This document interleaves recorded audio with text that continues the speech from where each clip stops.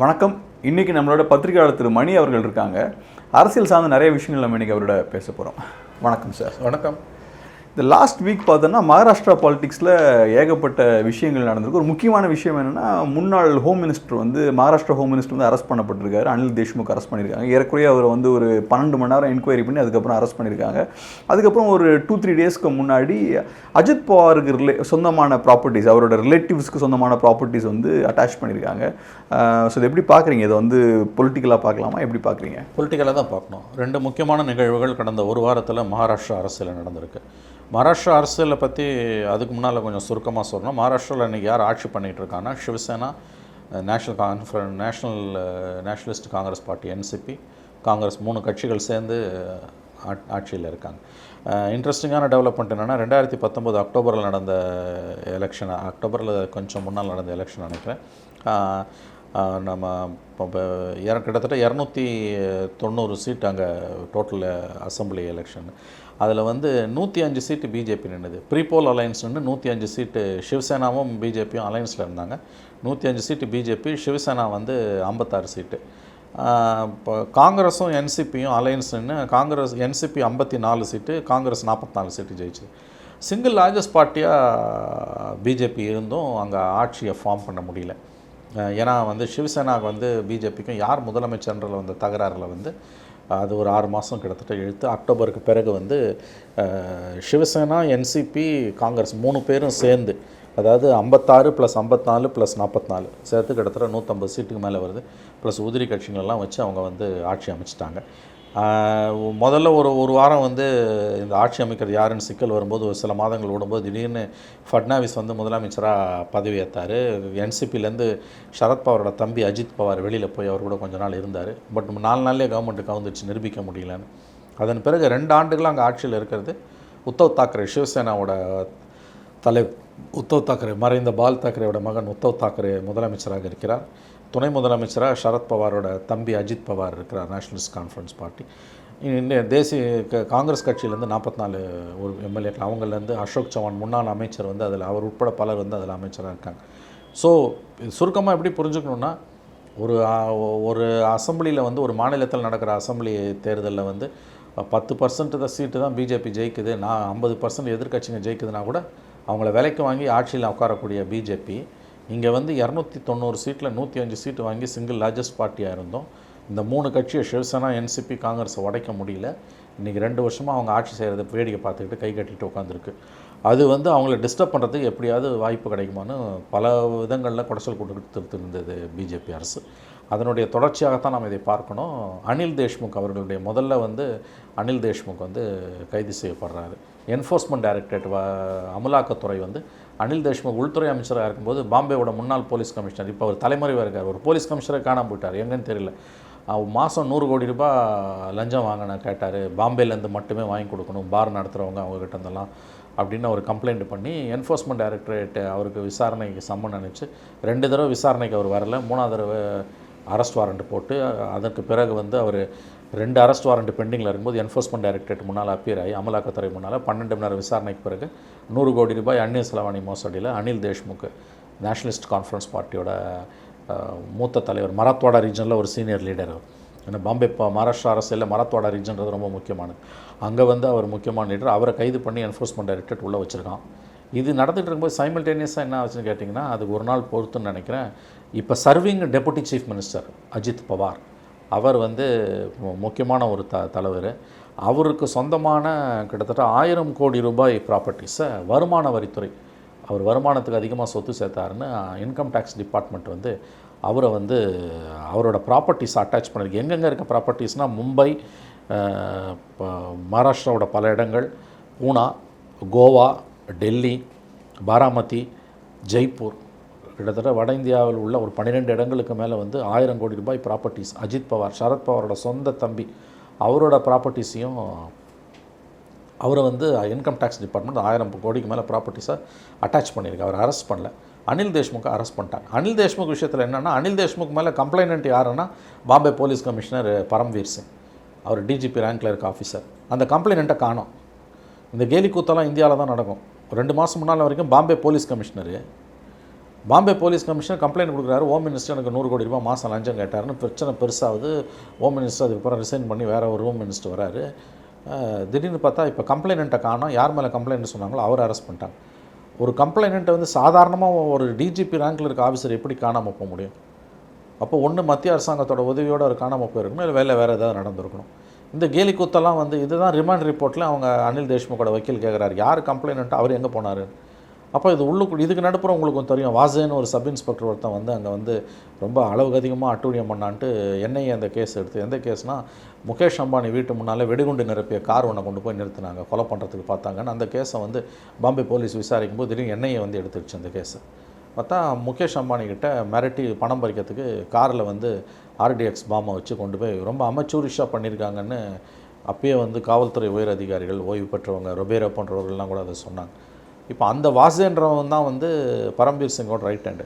அவன் என்னையை அரெஸ்ட் பண்ணி பாம்பே போலீஸ் வந்து டிஸ்மிஸ் ஆகி ஜெயிலில் இருக்கான் அவன்.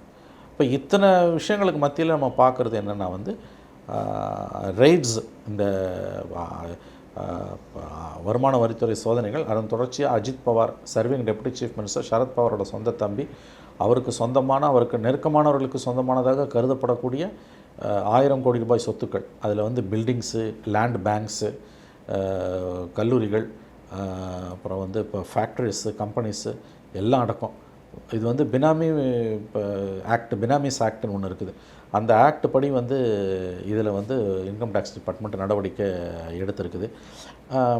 இது வந்து அடுத்து என்ன நடக்க போகுது, ஏன் இது முக்கியத்துவம் வாய்ந்தது அப்படின்றது தான் இதில் நம்ம பார்க்க வேண்டிய ஒரு விஷயம்.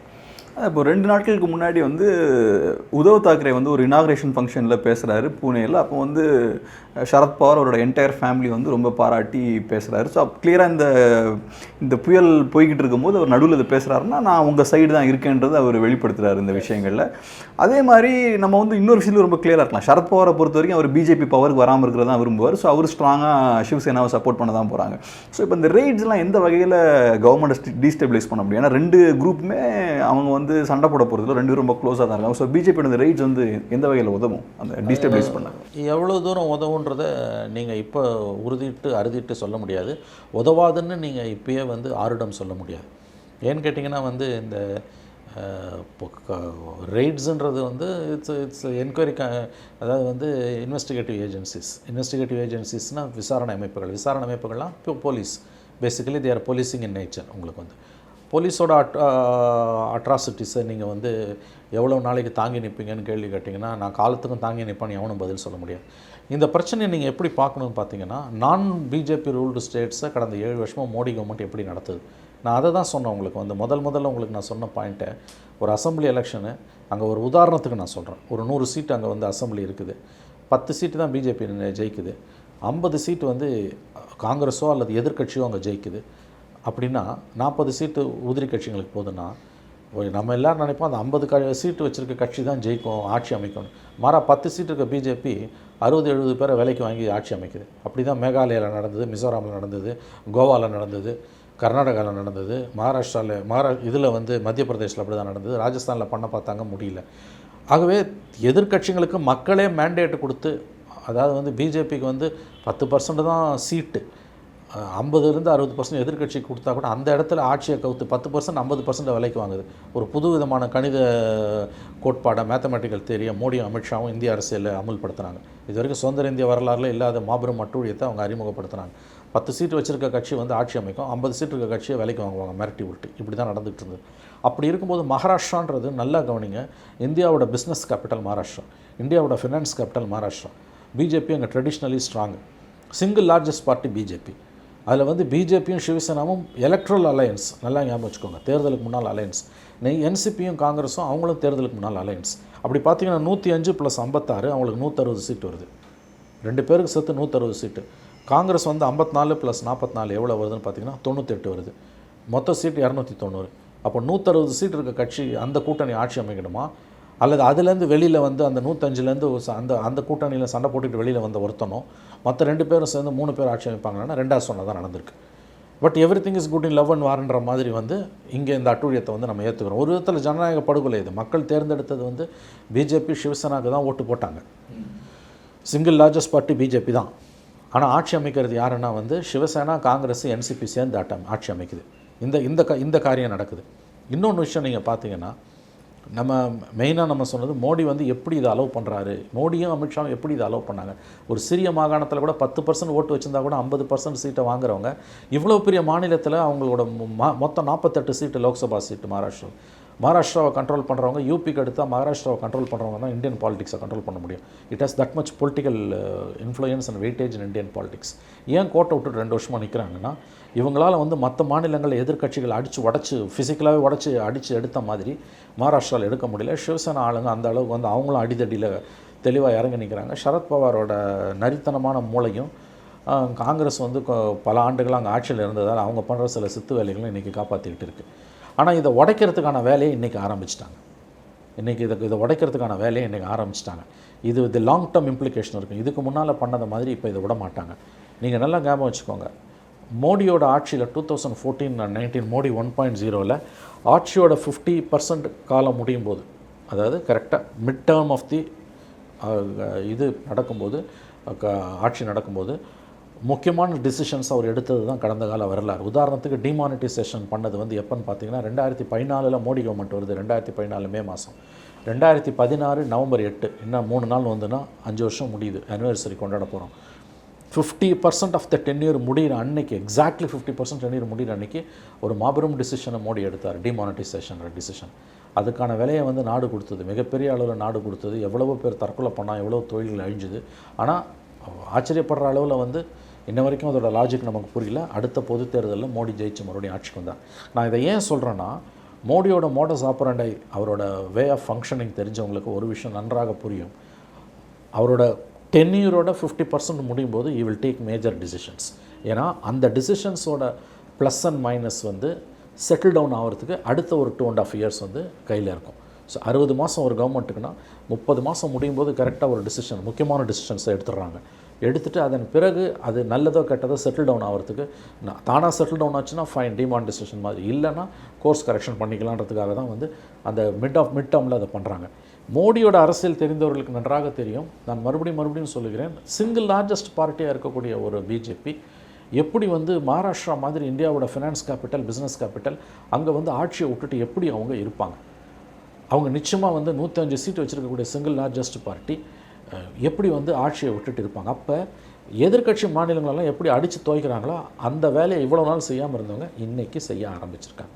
இதில் இன்னொரு சினாரியாவும் இருக்குது இல்லையா? இப்போ நீங்கள் சொன்னது போல் இப்போ சிவசேனாவும் பிஜேபியும் நேச்சுரல் பார்ட்னர்ஸ். எனக்கு தெரிஞ்சு லாஸ்ட் 25 இயர்ஸ் அவங்க சேர்ந்து தான் இருந்திருக்காங்க. இன்ஃபேக்ட் மகாராஷ்டிராவில் ஃபஸ்ட்டு சிவசேனா கவர்மெண்ட் தான் வந்தது. ஆமாம், பிஜேபி கவர்மெண்ட் அப்புறம் தான் வந்தது. ஆமாம். ஸோ இப்போ தான் அந்த கேம் வந்து மாறி இருக்குது. அப்புறம் நீங்கள் சொன்னது போல் இப்போ லோக்சபா எலெக்ஷன்ஸ் பொறுத்த வரைக்கும் யூபிக்கு அப்புறம் முக்கியமான ஒரு டிசைடிங் ஃபேக்டர்னா மகாராஷ்டிரா தான். ஸோ மேபி லோக்சபா எலெக்ஷன்ஸை ஃபோக்கஸ் பண்ணி இதை செய்கிறாங்களோ அப்படின்ற ஒரு கேள்வி இருக்கு இல்லையா? ஏன்னா இப்போ என்சிபியை டார்கெட் பண்ணால், ஏன்னா இப்போ சிவசேனா அவங்க ஒன்றுமே பண்ணல, என்சிபி தான் டார்கெட் பண்ணாங்க. ஸோ சிவசேனாக்கு என்னன்னா நீங்கள் எங்கள் சைடு வந்துருங்கன்னு சொல்கிற மாதிரி தானே? எஸ், நல்ல பாயிண்ட் சொன்னீங்க. அதில் இன்னொரு முக்கியமான பாயிண்ட்டு, 50% ஆஃப் த டென்யூர் முடியும் போது வந்து மேஜர் டிசிஷன்ஸ் எடுப்பாங்கன்றதுக்கு இன்னொரு முக்கியமான காரணம், ஒன்று மகாராஷ்டிரான்ற மேஜர் ஸ்டேட்டை தம் பக்கம் எடுக்கணும். அது மோடியோட அத்தாரிட்டிக்கு விடப்பட்ட ஒரு சேலஞ்சு வந்து சிங்கிள் லார்ஜஸ்ட் பார்ட்டியாக இருந்து கூட நீ ஆட்சி அமைக்க முடியலன்றது. இன்னொரு முக்கியமான விஷயம் நீங்கள் கவனிக்க வேண்டியது என்னென்னா, 2024 காங்கிரஸை இன்னும் டீஸ்டபிளைஸ் பண்ணுறதுக்கு அவங்க 3 முக்கியமான பிராந்திய கட்சிகளை வந்து காங்கிரஸ் கிட்ட வந்து உருவணும்னு பார்க்குறாங்க. அந்த 3 கட்சிகள் தான் வந்து காங்கிரஸோட வந்து ப்ரிப்போல் அலைன்ஸில் இருக்கவங்க. ஒன்று நேஷ்னலிஸ்ட் கான்ஃபரன்ஸ் பார்ட்டி, இன்னொன்று வந்து டிஎம்கே, இன்னொன்று வந்து ஆர்ஜேடி, ராஷ்ட்ரிய ஜனதா தள். இதில் வந்து டிஎம்கே வந்து இந்த 3 லிஸ்ட்டில் கடைசியில் இருக்குது. திமுகவுக்கு பின்னால் வருவாங்க அவங்க. ஆர்ஜேடியோட இப்போயே காங்கிரஸுக்கு பிரச்சனை வந்துட்டுருக்குது. அதை வேறு மாதிரி டீல் பண்ணுவாங்க. அவங்களுக்கு ரொம்ப ஸ்டம்பிளிங் பிளாக்காக இருக்குது நேஷ்னலிஸ்ட் கான்ஃபரன்ஸ் பார்ட்டி. இப்போ நேஷ்னலிஸ்ட் என்சிபி, சரத்பவாரோட கட்சி, அதை வந்து உருவணும். அதுக்கு வந்து சரத்பவார் வந்து ஒரு ரொம்ப டாக்டிக்கல் பாலிட்டிஷியன். இந்தியாவிலே வந்து நரிமூளை கொண்ட ஒரு மிகப்பெரிய அரசியல்வாதி யாருன்னா சரத்பவார். பண பலத்துலேயும் வந்து சரத்பவாரை வந்து இன்றைக்கி மோடி அமித்ஷா கம்பெனிக்கு இந்த 7 வருஷம் பவரில் இருந்ததால் பணம் இருக்கலாம். ஆனால் சரத்பவாரோட பணபலம் என்பது இந்திய அரசியல்லே வந்து மோடி அமித்ஷாக்கு அடுத்தபடியாக, அவங்களுக்கு முன்னால் அவர் தான் நம்பர் 1, இப்போ நம்பர் 2 ஆகிட்டார். ஏன்னா அவங்ககிட்ட கவர்மெண்ட் வந்ததால் அவர்கிட்ட இருக்க அந்த பணபலம் என்பது வந்து அசாத்தியமானது. இந்த சுகர் லாபி அவரை சுற்றி எப்பயுமே இருக்கும். அவர் நினச்சார்னா 1 மணி நேரத்தில் சில 1000 கோடிகளை திரட்டலான்வாங்க. அந்த மாதிரியான ஒரு கேட்டகரி தான் வந்து சரத்பவார். ஸோ காங்கிரஸை வந்து 2024 வீக்கெண்ட் பண்ணணும்னா ப்ரிப்போல் அலைன்ஸில் காங்கிரஸ் கூட இருக்கக்கூடிய 3 பார்ட்டிஸை வந்து அவங்க காங்கிரஸை விட்டு வெளியில் அனுப்பணும்னு மோடி பார்க்குறாரு. ஒன்று நேஷனல்ஸ் என்சிபி, ஒன்று டிஎம்கே, ஒன்று ஆர்ஜேடி. இதில் டிஎம்கே கூட கடைசியாக தான் வருது. நம்பர் 1 இன்றைக்கி என்சிபி. இன்னொன்று என்சிபியை உடச்சி எடுத்துட்டிங்கன்னா நேஷ்னல் லெவல்லையும் காங்கிரஸ் வந்து மகாராஷ்டிராவில் சேர்ந்து அவங்க ஜெயிக்கக்கூடிய 5 சீட்டோ 10 சீட்டோ அது குறையும். ப்ளஸ் மகாராஷ்டிரான்ற ஒரு ஸ்டேட்டையே வந்து திரும்ப தான் கண்ட்ரோல் எடுத்தலாம். நீங்கள் சொன்னது நீங்கள் கரெக்டாக சொன்னீங்க. இப்போ டார்கெட் வந்து சிவசேனா கிடையாது, இப்போ டார்கெட் வந்து என்சிபி. சிவசேனாவையும் அவங்க டார்கெட் பண்ணுறாங்க. இன்ஃபேக்ட் வந்து அந்த இவர் இருக்கார், அவங்க சஞ்சய் ராவத். அவர் யாருன்னு கேட்டிங்கன்னா சஞ்சய் ராவத்ன்றவர் சிவசேனாவோட எம்பி. அவர் சாம்னான்ற அவங்களோட பார்ட்டி வீக்லியில் ரெகுலராக காலம் எழுதக்கூடியவர். நிறையா டிவிலெல்லாம் பேசிகிட்டு இருப்பார், மோட்டர் மவுத்துன்னு கூட சொல்லுவாங்க. அவர் வந்து ஒன்று சொன்னார். என்ன சொன்னார்னு கேட்டிங்கன்னா வந்து இந்த சென்ட்ரல் ஏஜென்சிஸை பற்றி சொல்லும்போது ஒரு வார்த்தை சொன்னார். தே ஆர் ஹயர்டு கான்ட்ராக்ட் கில்லர்ஸ்னார். யாருன்னா ஐடி, இன்கம் டேக்ஸ் டிபார்ட்மெண்ட், வருமான வரித்துறை, என்ஃபோர்ஸ்மெண்ட் டைரக்டரேட், இடி அமலாக்கத்துறை, சிபிஐ மத்திய புலனாய்வுத்துறை, என்ஐஏ தேசிய புலனாய்வு முகமை, அப்புறம் வந்து என்சிபி தேசிய போதைப்பொருள் தடுப்பு பிரிவு. இந்த 5 பேரும் ஐடி, இடி, என்ஐஏ, சிபிஐ, என்சிபி, இவங்க 3 பேரையும், இவங்க 5 பேரையும் அவர் சொன்னது கான்ட்ராக்ட் கில்லர்ஸ்னார். 5 கான்ட்ராக்ட் கில்லர்ஸை வந்து மோடி கவர்மெண்ட் வச்சுருக்குது. எதிர்க்கட்சிகள் மீது இவர்கள் வேட்டை நாய்களாக ஏவி விடப்படுவார்கள். அதுதான் உண்மை. இன்றைக்கி அதில் ஒரு வேட்டை நாய் வந்து 2 வேட்டை நாய்கள் என்சிபியோட 2 தலைவர்கள் மீது பாய்ந்திருக்கின்றன. இதுதான் வந்து உண்மை. இன்றைக்கி பிடிச்சவன் மேலெல்லாம் கேஸை போடுறது. இப்போ அவன் பொலிட்டிக்கலாக ஒத்து வந்துட்டான்னா அவனை விட்டுடுறது. இப்போ வெஸ்ட் பெங்கால் இதை தான் பண்ணாங்க. நீங்கள் பார்த்துப்பீங்க, சாரதா சிட் ஃபண்ட் ஸ்கேமில் வந்து சிபிஐ வந்து பாஞ்சு முகுல் ராய் இன்னும் ஒரு 4-5 பேர் அரெஸ்ட் பண்ணுச்சு. இந்த மினிட் தே ஜாயின்ட் பிஜேபி ஞானஸ்நானம் கொடுத்துட்டாங்க, அவங்களுக்கு பரிசுத்தமானவர்கள் ஆகிட்டாங்க. அது முடிஞ்ச பிறகு கொஞ்ச நாள்லேயே வந்து அவங்கள வந்து இப்போ மறுபடியும் அவன் பிஜேபி ஓடி போட்டான். இப்போ வெஸ்ட் பெங்காலில் பண்ண தில்லலங்கடி வேலையை வந்து இப்போ அங்கே கொஞ்சம் குறைஞ்சிருக்குது. அடுத்து மகாராஷ்டிரா பக்கம் திரும்பி இருக்குது. இதோட எய்ம் நீங்கள் நல்லா பார்த்தீங்கன்னா வந்து, நான் திரும்பவும் சொல்கிறேன் உங்களுக்கு வந்து, நீங்கள் இதை வந்து ஹோலிஸ்டிக்காக பார்க்கணும். எப்படின்னா அவங்களோட எய்ம் வந்து it's long term aim which has got 2 components. ஒன்று வந்து மேஜர், ஒன்று வந்து மகாராஷ்டிராலேருந்து பிஜேபி கவர்மெண்ட் அங்கே உட்காந்தாகணும். ஏன்னா யூபி பாலிட்டிக்ஸை யார் கண்ட்ரோல் பண்ணுறாங்களோ அவங்க தான் நேஷனல் பாலிட்டிக்ஸை கண்ட்ரோல் பண்ண முடியும், போத் பொலிட்டிக்கலி அண்டு நியூமரிக்கலின்னு சொல்லுவாங்க. மகாராஷ்டிரா பாலிட்டிக்ஸை பொறுத்த வரைக்கும் 48 எம்பிஸ், யூபியில் 80 எம்பிஸ். பட் 48 எம்பிஸுக்கு வந்து ஒரு டிஃப்ரெண்ட் பெடிகிரி இருக்குது. நீங்கள் பார்த்தீங்கன்னா Maharashtra is a rich state. Maharashtra is one of the richest states in India. அங்கே இருக்கக்கூடிய பண பலன்றது வந்து அவங்களோட அந்த வெல்த்ன்றது வந்து ரொம்ப அதிகமானது மகாராஷ்டிராவில். எந்த லெவலுக்குன்னு கேட்டிங்கன்னா வந்து இப்போ ஒரு வெஸ்ட் பெங்காலில் கூட எவ்வளோ மினிஸ்டர்ஸ் மேலே வந்து ஐடி அண்ட் இடியோட ரேடார் இல்லை. இப்போ பார்த்திங்கன்னா இப்போ கிட்டத்தட்ட ஒரு 6-7 மந்திரிகள் மேலே வந்து ஐடி அண்ட் இடி வந்து பார்வை பதிச்சிருக்கு, அவங்க ரேடாரில் இருக்காங்க. Ashok Chavan transport minister, farmer chief minister, காங்கிரஸோட சீஃப் மினிஸ்டர், இப்போ டிரான்ஸ்போர்ட் மினிஸ்டர் அசோக் சவான். அவர் காங்கிரஸ். அவரை தவிர வந்து பிரதாப் சர்னைல்னு ஒருத்தர், ஆனந்தராவ் அட்சுல், பவானி கவாலி, சிவசேனா, இவங்க அத்தனை பேரும். ஏக்நாத் கடாசேன் என்சிபி தலைவர், அவருடைய மனைவி, மகள். அதாவது கிட்டத்தட்ட வந்து 6லேருந்து 7 வரை இவங்களுக்கு வந்து இந்த சிவசேனா, காங்கிரஸ், என்சிபி மினிஸ்டர்ஸ், அவங்க ஃபேமிலி மெம்பர்ஸ், இவங்க எல்லாருமே வந்து they are already under IT and ED radar. இது வந்து இந்த அளவுக்கு வந்து ஐடி இடி ரேடாரில் அவங்க மினிஸ்டர்ஸ் வராங்கன்னா அந்த அளவுக்கு வெல்த் இருந்ததுனா தான் அவ்வளோ தூரம் நீங்கள் திருட முடியும். இப்போ கேஷ் ஃபார் ஓட்ஸ் கூட வந்து உங்களுக்கு வந்து தமிழ்நாட்டில் ஏன் அதிகமாக இருக்குது, ஏன் வந்து ஒரு பீகார்லேயோ ஒரு ஜார்க்கண்ட்லேயோ இல்லைன்னு ஒரு கேள்வி முந்திலாம் வரும். ஏன்னு கேட்டிங்கன்னா பீகாரோ ஜார்க்கண்டோ தமிழ்நாடு மாதிரி ஒரு வெல்த்தி ஸ்டேட் கிடையாது. So it's one of the problems of டெவலப்மெண்ட்னு ஒரு தியரி உண்டு. இப்போ மகாராஷ்டிரா பொறுத்த வரைக்கும் நீங்கள் பார்த்தீங்கன்னா இவ்வளோ மினிஸ்டர்ஸ் வந்து கிட்டத்தட்ட 6-7 மினிஸ்டர்ஸ் வந்து already there under IT and ED radar. ஒரு மந்திரி வந்து ஃபார்மர் மினிஸ்டர் இடி அரெஸ்ட் பண்ணி கொண்டு போயிட்டான். Ajit Pawar deputy chief minister, அவரோட சொந்தமான ஃபேமிலி மெம்பர்ஸ்க்கு சொந்தமான 1000 crores மேலே ப்ராப்பர்ட்டிஸ் வந்து attached by the IT department. So இது எல்லாத்தையுமே பார்க்கும்போது வந்து Maharashtra is a wealthy state. So why Modi wants to control Maharashtra? Numerically வந்து அவங்கக்கிட்ட தான் யூபி இருக்குது, எம்பி இருக்குது. யூபியில் வந்து 80 சீட்டு, எம்பியில் வந்து 42 சீட்டு, குஜராத்தில் 26 சீட்டு. அந்த ஸ்டேட்ஸ்லாம் கண்ட்ரோலில் இருக்கும்போது எதுக்கு அவங்க மகாராஷ்டிரா பற்றி கவலைப்படணும்? மகாராஷ்டிராலேயும் தேர் நாட் பேட் பர்ஃபார்மன்ஸ். கிட்டத்தட்ட வந்து அவங்க வந்து ஒரு 40 to 45% பர்ஃபார்ம் பண்ணிடுறாங்க. 48 எம்பிஸ்னால் வந்து தே காட் அரௌண்ட் 20 எம்பிஸ் கிட்டத்தட்ட வந்துடுறாங்க அவங்களுக்கு. அப்போ ஏன் இவ்வளோ கவலை பண்ணணுன்னா 48 எம்பிஸ் இருந்தாலும் 80 விட 48 கம்மியான நம்பர் இருந்தாலும் in terms of economic wealth and financial power வந்து Maharashtra has got a huge importance in national politics. அது ஒரு முக்கியமான விஷயம் அவங்களுக்கு.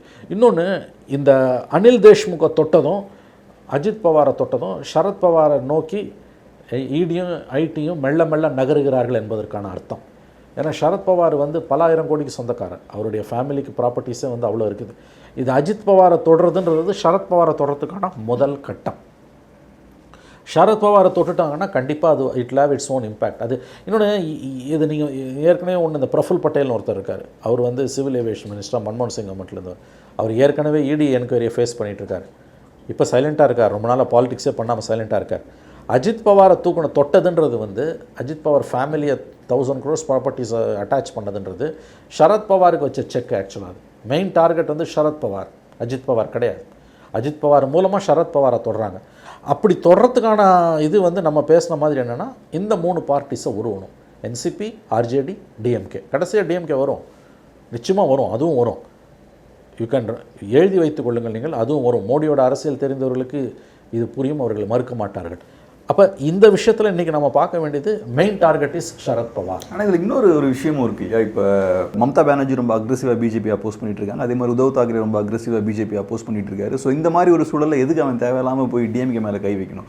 டிஎம்கே மேலே கை வச்சா அப்புறம் டிஎம்கேவும் அக்ரெசிவாக வெளில வந்து பிஜேபி அப்போஸ் பண்ணுவாங்க. ஸோ எலெக்ஷன் டைமில் குவைட்டாக பிஜேபியை டிஎம்கே விட்டுட்டாலே ஓகே, சத்தம் இல்லாமல் இருப்பாங்க இல்லையா? ஸோ இது டிஎம்கேவை டச் பண்ணி அவங்களையும் மம்தா பானர்ஜி மாதிரி வெளில வர வச்சு சண்டை போட வைக்கணும். அது நெகட்டிவ் இம்பாக்ட் தானே கிரியேட் பண்ணி. கண்டிப்பாக அதை செய்ய மாட்டாங்க. நீங்கள் சொல்வது நான் ஒப்புக்கொள்கிறேன். நீங்கள் சொல்கிறது கரெக்டு. இப்போ போய் வந்து ஒரு மமதா பானர்ஜி நோண்டின மாதிரி, அவங்கள பிரச்சனை கொடுக்குற மாதிரி, ஒரு உத்தவ் தாக்கரேக்கு பிரச்சனை கொடுக்குற மாதிரி ஸ்டாலினுக்கு இப்போ பிரச்சனை கொடுக்க மாட்டாங்க. இன்ஃபேக்ட் நீங்கள் பார்த்தீங்கன்னா ஒன்று தெரியும், வெஸ்ட் பெங்காலில் மம்தா பானர்ஜிக்கு கொடுக்குற பிரச்சனையே இப்போ குறைஞ்சிருக்கு. கடந்த 3 மாதங்களாக வெஸ்ட் பெங்காலில் பிரச்சனை அமைதியாக இருக்குது. நீங்கள் பார்த்துருப்பீங்க. அந்த அம்மா இடைத்தேர்தல் நிற்கும்போது செப்டம்பர் 30 இடைத்தேர்தலில் நின்று ஜெயிச்சா தான் வந்து அவங்க சிஎம் ஆக முடியும். ஏன்னா அவங்க தேர்தலில் தோத்துட்டாங்க. அவங்க பார்ட்டி வந்து மேசிவ் விக்டரி அடைஞ்சது, அந்த அம்மா தோத்தாங்க. அந்த இடைத்தேர்தலை வந்து எலெக்ஷன் கமிஷன் யார் கண்ட்ரோலில் இருக்குன்னு தெரியும். ஒரு வாரம் 10 நாள் கொரோனா காரணம் காமிச்சு மழைன்னு சொல்லி தள்ளி போட்டிருந்தா அந்த மாதிரி ரிசைன் பண்ணியிருக்கணும். அப்படிலாம் பண்ணுவாங்கன்னு எதிர்பார்த்தாங்க. ஆனால் மோடி கவர்மெண்ட் அதை பண்ணலை.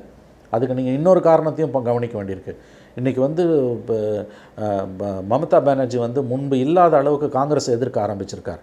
இன்னொன்று நல்லா கவனிங்க, காங்கிரஸோட இன்ஃப்ளூயன்ஸில் இருக்கக்கூடிய, காங்கிரஸோட கோட்டை என்று சொல்லப்பட முடியாவிட்டாலும் காங்கிரஸோட இன்ஃப்ளூயன்ஸில் இருக்கக்கூடிய ஸ்டேட்ஸ்லாம் திரிணாமுல் காங்கிரஸை நான் வளர்ப்பேன்னு அந்த அம்மா காங்கிரஸோட ஏரியா ஸ்கூலெல்லாம் இன்றைக்கி போயிட்டுருக்காங்க. உதாரணத்துக்கு கோவாக்குள்ளே போகிறாங்க, திரிபுராக்குள்ளே போகிறாங்க. திரிபுராக்குள்ளே திரிணாமுல் காங்கிரஸ் ஆட்கள் யார், பிரசாந்த் கிஷோரோட டீம் போய் அங்கே உட்காந்தாங்க. கொரோனா கைட்லைன்ஸை மீறினாங்கன்னு அவங்க மேலே வந்து கவர்மெண்ட்டுக்கு, திரிபுரா கவர்மெண்ட் அகர்தலாவில் கேஸெல்லாம் போட்டாங்க. அங்கே ஷிஃப்ட் ஆகுறாங்க. ஸோ காங்கிரஸோட பேஸ்டியனை உடைக்கிறாங்க திரிணாமுல் காங்கிரஸ். மம்தா பானர்ஜி வந்து காங்கிரஸோட பேஸ்டியனை வந்து கோவாவில் திரிணாமுலுக்கு வாய்ஸே கிடையாது. வேற Congress has got strong presence. கோவாவில் வந்து திரிணாமுல் காங்கிரஸ் உள்ளே போகுது. இந்த லேண்டர் பேஸ்லாம் போய் வந்து இதில் ஜாயின் பண்ணுறாரு மம்தா பானர்ஜி முன்னால். கோவாவில் வந்து மம்தா பானர்ஜியோட ஃபுட் பிரிண்ட் அதிகமாகும்பொழுது அது யாருக்கு பலவீனத்தை ஏற்படுத்தும்னா காங்கிரஸுக்கு தான் பலவீனத்தை ஏற்படுத்தும். அது பிஜேபிக்கு லாபம். அது திரிபுராவில் அதே மாதிரி காங்கிரஸ் வந்து இப்போ காலை வைக்குது. அதே மாதிரி வந்து ஐ திங்க் மேகாலயாவோ மிசோராமோ அந்த ஸ்டேட்டில் வந்து காங்கிரஸ் ஏரியாவில் வந்து திரிணாமுல் காங்கிரஸ் அந்த நார்த் ஈஸ்ட்டில் வந்து தன்னுடைய செல்வாக்கம் மம்தா பானர்ஜி 3 ஸ்டேட்டில் திரிபுரா, அப்புறம் வந்து மிசோராம்னு நினைக்கிறேன், அப்புறம் வந்து கோவாவில் வந்து அந்த அம்மா வந்து Goa is of course not north east, இந்த பக்கத்தில் அவங்க வந்து காலை வைக்கிறாங்க. அப்போ காங்கிரஸுக்கு எதிராக வந்து மம்தா பானர்ஜி செயல்படுவது என்பதே பிஜேபியோட அவருக்கு இருக்கக்கூடிய மேபி அன் அண்டர்ஹேண்ட் டீலிங்காக கூட இருக்கலாம், குறைச்சி மதிப்பிட முடியாது. ஏன்னா மம்தா பானர்ஜியை வந்து கடந்த 5 வருஷமாக எலெக்ஷன் டைமில் பாடாப்படுத்தின பிஜேபி, அந்த சீஃப் செக்ரட்டரியை வந்து சஸ்பெண்ட் பண்ணுற லெவலுக்கு போன பிஜேபி, அந்த போலீஸ் கமிஷனர் சிபிஐ அரெஸ்ட் பண்ணுற லெவலுக்கு போன பிஜேபி, இன்றைக்கி வந்து அமைதியாக வந்து இடைத்தேர்தல் அலோவ் பண்ணுது. 3 வருஷம் கடந்த 3 மாதங்களாக நீங்கள் பார்த்தீங்கன்னா வந்து அங்கே பெரிய அளவில் அந்த கவர்னருக்கும் தன்கருக்கும் மம்தா பானர்ஜிக்கும் சென்ட்ரல் கவர்மெண்ட்டுக்கும் மம்தாக்கும் பெரிய பிரச்சனை எதுவுமே இல்லை, அமைதியாக இருக்குது. அந்த மாதிரி வந்து உங்களுக்கு ஸ்டெப் பை ஸ்டெப்பாக தான் ஆஃப் பண்ணுவாங்க. வெஸ்ட் பெங்காலில் இந்த இவங்க பண்ண அட்டூழியம் தாங்க இப்போ ஓரளவு குறைஞ்சி வந்திருக்குது. இப்போ 77 சீட்டு ஜெயித்த பிஜேபியில் இப்போ 5 பேர் வந்து திரிணாமுல் காங்கிரஸ்க்கு ஓடி போட்டான் மறுபடியும். அடுத்த ஸ்டேஜ் வந்து மகாராஷ்டிரா. நீங்கள் சொல்கிறது ஒரு பாயிண்ட் நான் ஒத்துக்கிறேன். ஸ்டாலினை இப்போ வந்து அவங்க டிஸ்டர்ப் பண்ண மாட்டாங்க. ஏன்னா ஸ்டாலினை இப்போ டிஸ்டர்ப் பண்ணி மமதா மாதிரி லல்லு பிரசாத் இவர் உத்தவ் தாக்கரே மாதிரி டிஸ்டர்ப் பண்ணி அவரும் எதிர்த்து நின்னாருன்னு வச்சுக்கோங்க, அவங்களுக்கு வந்து செஞ்சால் 24க்கு அப்புறம் தான் 24க்கு முன்னால் பண்ணுவாங்க. அவங்க எய்மு டிஎம்கேவை காங்கிரஸ் கிட்டேருந்து உருவருதுன்றது. நீங்கள் சொல்கிற அந்த ஒரு பாயிண்ட், நீங்கள் கேள்வியாக கேட்ட அந்த ஒரு பாயிண்ட் ரொம்ப கரெக்டு. மம்தா பானர்ஜியை நோண்டினாங்க, மம்தா பானர்ஜியை எதிர்த்தாங்க, மம்தா பானர்ஜி அவங்க திரும்ப வந்து ரிட்டாலியேட் பண்ணாங்க, பெரிய பிரச்சனையாச்சு. கடைசியில் வந்து ஒரு மாதிரி இப்போ செட்டில் டவுன் ஆகி 3 மாதமாக நிற்குது. உத்தவ் தாக்கரேயோட மோதி அமைதியாகிட்டு இப்போ மறுபடியும் வீறு கொண்டு எழ ஆரம்பிச்சு, மறுபடியும் பிரச்சனை ஸ்டார்ட் ஆகிருக்கு. இங்கே ஆமாம், இதை இந்த 2 நாளில் 6 மாதம் முடிய போகுது. இப்போ ஸ்டாலின் கவர்மெண்ட் வந்து இந்த 7ஆம் தேதி வந்துன்னா 6 months முடியுது. இது வரைக்கும் ஸ்டாலின் கவர்மெண்ட்டை பெரிய அளவில் நோண்டலை. ஆனால் பெரிய அளவில் நோண்டலே ஒழிய சில டிஸ்டர்பிங் சிக்னல்ஸ் இருக்குது, நீங்கள் ஒதுக்கி தள்ள முடியாத சிக்னல்ஸ். இப்போதைக்கு அவங்க ஸ்டாலினை டிஸ்டர்ப் பண்ண மாட்டாங்க. அதுக்கு காரணம் வந்து இன்னொரு ஃப்ரண்ட்டை வந்து ஒரு பேட்டிலில் வந்து ஒரு நல்ல ஜென்ரல் வந்து 2 முனையில் போர் நடந்துட்டும் 3வது முனையை ஓப்பன் பண்ண மாட்டார். இப்போதைக்கு அவங்க ஸ்டாலினை எதிர்க்க மாட்டாங்க, டிஸ்டர்ப் பண்ண மாட்டாங்க. இவரும் மம்தா பானர்ஜி அல்லது உத்தவ் தாக்கரே எதிர்த்தது போல் மோடியை எதிர்ப்பார் என்று நீங்கள் உறுதியாக சொல்ல முடியாது. அதாவது மோடி கவர்மெண்ட்டு ஸ்டாலினை டிஸ்டர்ப் பண்ண இன்றைக்கி விரும்பலைன்றது உண்மை.